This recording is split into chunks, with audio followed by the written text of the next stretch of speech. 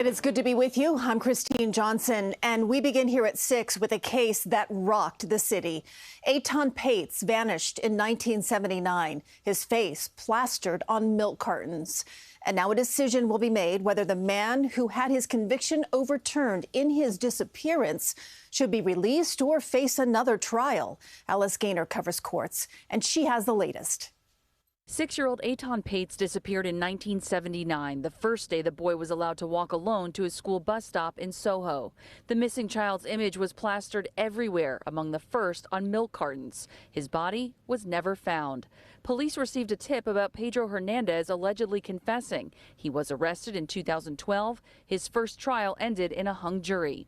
He was retried and convicted of murder and kidnapping in 2017. His attorneys argued his confession was false and due to mental illness. This past July, a federal appeals court overturned the conviction, ruling the trial judge gave a wrong and, quote, manifestly prejudicial response back to a jury note. The court ordered his release unless the state retries him within a reasonable period.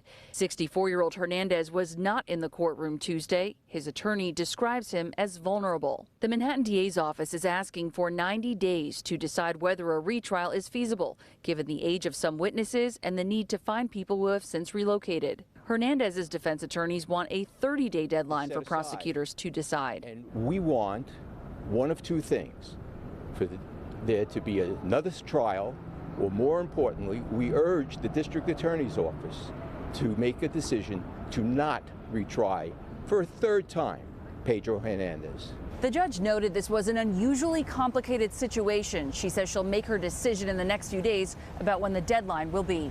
Outside the federal courthouse in Lower Manhattan, Alice Gaynor, CBS News, New York. Prosecutors are also waiting to see whether the Supreme Court will take up the case and hear their argument for restoring the conviction.